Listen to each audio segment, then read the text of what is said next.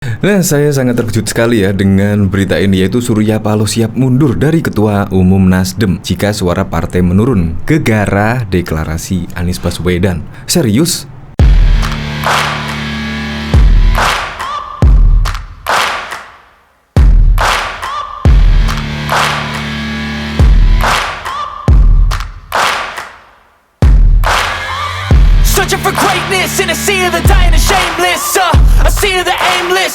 Belum menyaksikan video ini, pastikan bosku jangan lupa subscribe. Karena subscribe itu gratis plus bonus tonton video terbaru setiap harinya.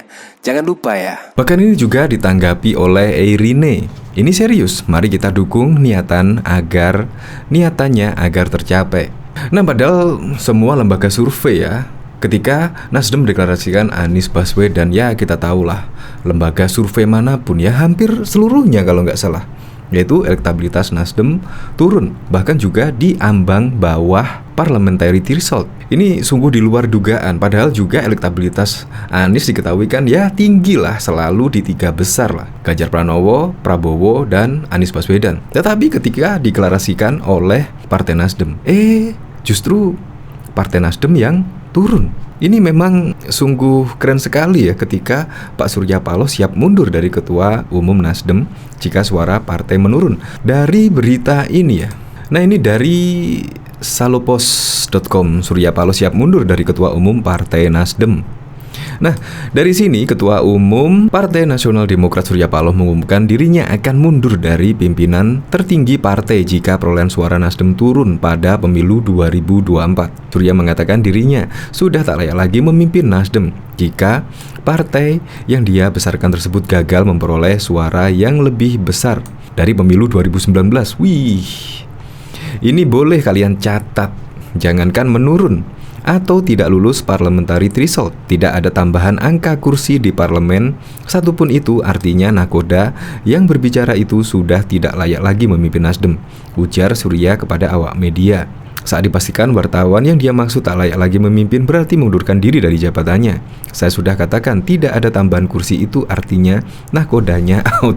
Padahal diketahui pada tahun 2019 yang lalu, yaitu pemilu 2019 yang lalu, Partai Nasdem itu memperoleh 12.661.792.000 suara atau 9,05 total suara nasional yang sah. Sedangkan untuk perolehan kursi di DPR, Partai Nasdem mendapatkan jatah 59 atau 10,26% dari jumlah kursi yang ada. Nah, jadi jika jatah pada tahun 2024 besok, yaitu kursi yang didapat kurang dari 59, maka otomatislah Pak Surya Paloh akan out seperti janjinya yang ini. Dan jika perolehan suara nasional kurang dari 12.661.000, maka juga akan out. Ini sungguh sangat keren sekali ya. Dari sini coba kita lihat komentar-komentarnya, kira-kira banyak yang setuju apa enggak ya? Mari kita doakan semoga Nasdem beneran terpuruk karena menjalankan baca pres yang gak bener. Dan kita tunggu apa bener Brewok dan keluarganya mau mundur dari Ketua Nasdem. Ya kayaknya sih gak tahu ya. Ya kita contoh saja Demokrat ya juga turun-temurun. Bisa jadi besok malah ke anaknya, dia mengundurkan diri tetapi anaknya yang menjadi ketua umumnya. Ya bisa jadi. Indonesia butuh nasional sejati, bukan nasional abal-abal. Tenggelamkan, jangan menjilat air liurmu lagi. Bagus, mundur kau, saatnya ntar dia mundur. Lo jangan mundur dong, bubar sekalian. Ya, untuk lebih lengkapnya simak berita berikut ini, Good News Indonesia. Ketua Umum Partai Nasional Demokrat Surya Paloh mengumumkan dirinya akan mundur dari pimpinan tertinggi partai jika perolehan suara Nasdem turun pada pemilu 2024. Surya mengatakan dirinya sudah tak layak lagi memimpin Nasdem jika partai yang dia besarkan tersebut gagal memperoleh suara yang lebih besar dari pemilu 2019.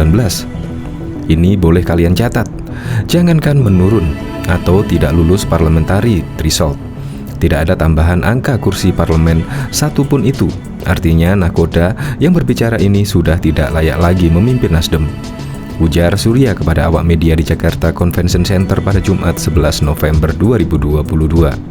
Saat dipastikan wartawan yang dia maksud tak layak jadi pemimpin berarti mengundurkan diri dari jabatan Ketua Umum Nasdem. Saya sudah katakan, tidak ada tambahan kursi, itu artinya nahkodanya out, jelas Surya. Oleh sebab itu, Surya menegaskan Nasdem memperoleh suara yang jauh lebih besar daripada pemilu 2021. Dia ingin Nasdem naik kelas. Saya ingin mengoptimalkan kepemimpinan untuk membawa partai ini berhasil mendapatkan lompatan yang jauh lebih besar pada pemilu 2024. Artinya naik kelas, ucapnya. Sebagai informasi, pada pemilu 2019 yang lalu, Partai Nasdem memperoleh suara 12.661.000 suara atau 9,05% dari total suara. Sedangkan untuk perolehan kursi DPR, Partai Nasdem mendapatkan jatah 59 atau 10,26% dari jumlah kursi yang ada. Bahkan diketahui lembaga survei dan polling nasional SPIN merilis survei elektabilitas partai politik. Hasilnya, elektabilitas PDIP dan Gerindra bertahan di posisi teratas, sedangkan elektabilitas Nasdem turun. Survei tersebut digelar pada 7 hingga 16 Oktober 2022 dengan melibatkan 1.230 responden dan 34 provinsi di Indonesia yang diambil secara acak atau dengan teknik simple multi-stage random sampling. Responden dilakukan dengan cara wawancara secara langsung menggunakan bantuan kuesioner. Margin of error survei diklaim kurang lebih 2,8% dengan tingkat kepercayaan sampai 95%. Para responden ditanyakan pertanyaan terbuka, jika Pilpres diselenggarakan hari ini, maka partai mana yang akan Anda pilih? Hasil survei menunjukkan PDIP berada di posisi tertinggi dengan 21,5%, disusul oleh Gerindra dengan 16,6%. PDIP 21,5%, Gerindra 19,6%, dan Nasdem 4,3%. Direktur Eksekutif SPIN, Igor Dirgantara menjelaskan, naik turunnya elektabilitas partai politik tidak mungkin lepas dari dinamika peristiwa politik yang sedang terjadi. Dia menyebut, berdasarkan survei lembaga sejak Februari-Oktober 2022, PDIP dan Gerindra cenderung memiliki elektabilitas yang stabil. Sementara untuk Golkar dan Demokrat dinamikanya cukup menarik. Pada periode Oktober, Golkar kembali berada di posisi ketiga, di mana sebelumnya pada April dan Juli 2022 sempat digeser oleh Demokrat dan Nasdem di posisi kelima, kata Igor. Dia lalu menyoroti posisi Nasdem yang anjlok dari posisi keempat menjadi posisi ketujuh. Dia menduga elektabilitas Nasdem turun setelah deklarasi pencapresan Anies. Khusus Nasdem yang sempat berada di posisi keempat anjlok ke posisi 7 pada survei Oktober 2022. Diduga ada pengaruh deklarasi pencapresan Anies Baswedan, di mana juga terjadi pada PKB dan PKS.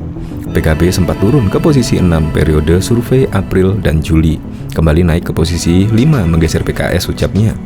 Bahkan perolehannya meningkat 1,9% dari 6,3% di survei periode Februari 2022. Sementara Perindo dapat meningkatkan elektabilitasnya dan masih dapat bertahan di atas P3 dan PAN yang berkutat di kisaran angka 1 hingga 3,5%. Diduga terjadi karena permasalahan internal yang mengganggu konsolidasi jelang pemilu 2024.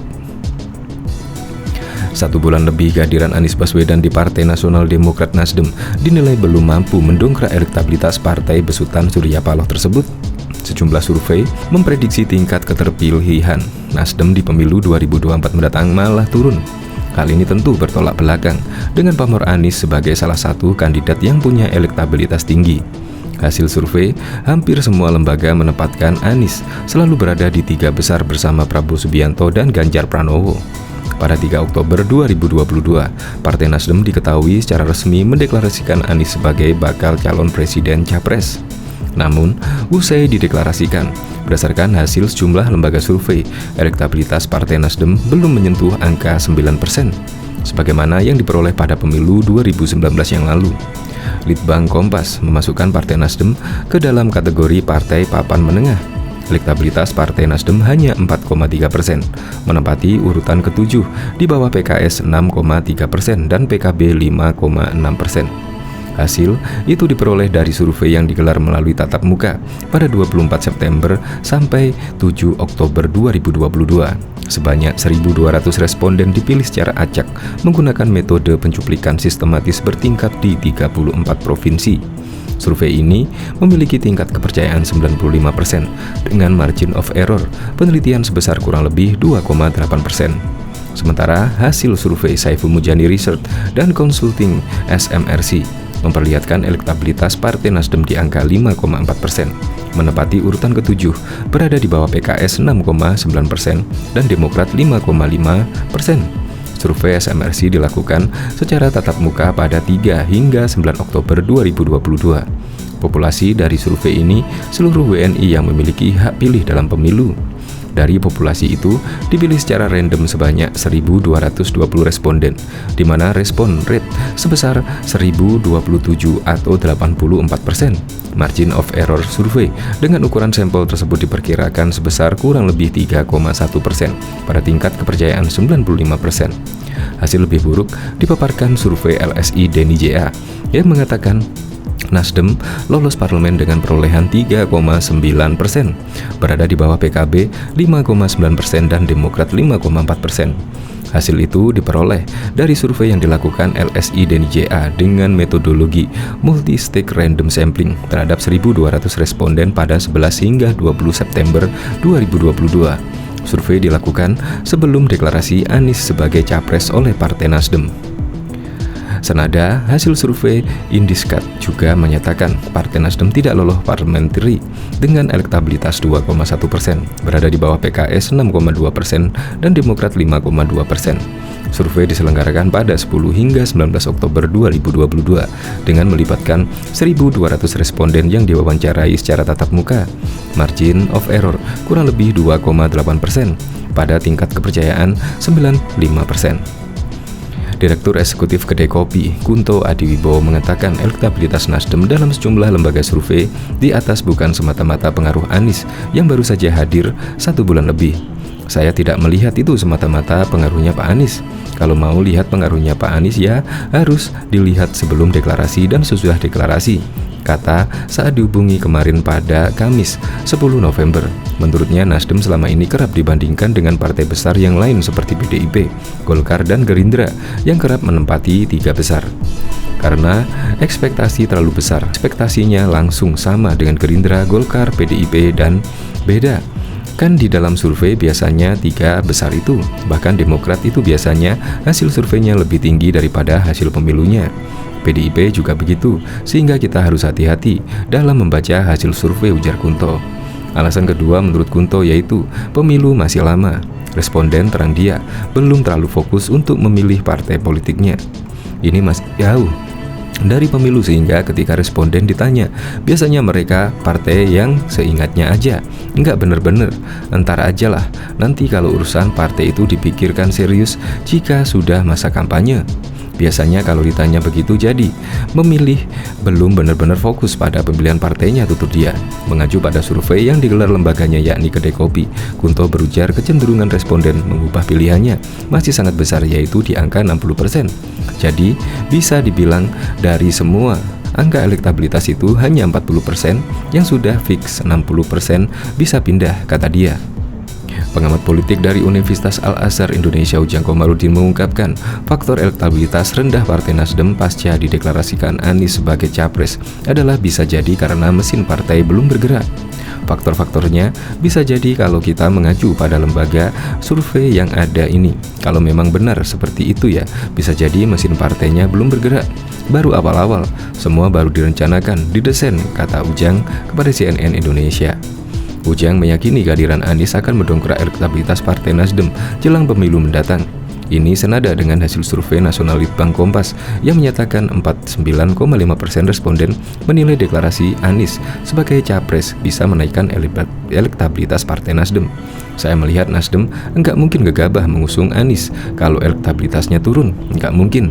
Bisa jadi Nasdem punya survei internal sendiri yang dilakukan bahwa pengusung Anies membuat elektabilitasnya tinggi imbuhnya. Nanti dibuktikan di Pilpres apakah stabil, turun, atau justru naik. Saya sih melihat kemungkinan besar bisa saja naik karena waktunya masih lama, sambungnya. Direktur Eksekutif Indonesia Political Review ini menambahkan Anies dan Partai Nasdem mempunyai kesamaan visi. Hal ini membuat pemilih Anies maupun Partai Nasdem tidak terpecah. Saya meyakini antara Nasdem dan Anies karena pemikiran juga sama, visi mereka juga sama. Saya meyakini pemilih Nasdem dan Anies tidak berseberangan tendasnya.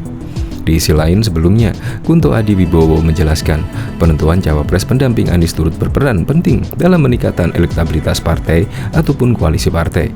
Kunto mempunyai saran agar posisi cawapres Anies diisi oleh tokoh yang mempunyai basis kuat di Jawa Tengah dan Jawa Timur, sebab dua provinsi itu mempunyai pemilih yang besar. Terlebih menurut Kunto, Anies sudah mempunyai basis pemilihan yang kuat di DKI Jakarta, Jawa Barat, Banten, dan Sumatera Barat. Kunto menjelaskan sosok cawapres dimaksud tak harus dari partai politik. Resepnya begini, di mana-mana ketika sudah fix dideklarasikan, dalam artian threshold sudah ada koalisinya, fix dideklarasikan capres dan cawapresnya. Biasanya orang mulai serius melihat itu dan otomatis akan menggerak elektabilitasnya baik capres dan cawapres dan partai koalisi pendukungnya, kata Kunto. Poin kedua adalah Nasdem ataupun Anies sebagai capres sudah harus mulai melemparkan gagasan ke publik. Mumpung jauh-jauh hari ya katanya, kan pemilu berdasarkan gagasan. Ya, mana gagasannya? Itu bisa membuat pemilih mempelajari gagasannya lebih, oh iya bener nih, oh enggak nih, sehingga dialog masih terbuka antara calon pemimpin dengan partai ataupun capres-cawapresnya tendasnya. Strategi pemenangan lainnya, Ujang Komarudin menambahkan Partai Nasdem harus sering membuat agenda yang bisa mempertemukan Anies dengan calon pemilih. Ia mencontohkan kegiatan di Medan, Sumatera Utara yang menurutnya berdampak positif. Harus mencari momentum dan membuat panggung-panggung bagi Anies di seluruh Indonesia untuk bisa menyapa rakyat. Sama momentum kemarin di Medan itu luar biasa sambutannya. Seperti itu yang membuat Nasdem dan Anies semakin besar dan naik elektabilitasnya, tutur Ujang. Kalau itu bisa diciptakan di banyak daerah di seluruh Indonesia, tentu elektabilitasnya Nasdem dan Anies akan naik, akan sama-sama menguntungkan, pungkas Ujang. Partai Nasdem mengaku tak terlalu khawatir mengenai rentetan survei, termasuk survei LSI yang mendapatkan Nasdem tak lolos pemilu 2024. Wakil Sekretaris Jenderal Wasekjen Nasdem, Hermawi Taslim, meyakini hasil survei partainya masih akan berubah seiring situasi yang bergerak dinamis. Survei itu terus kan bergerak, survei kan memotret kekinian, jadi dia akan terus berubah.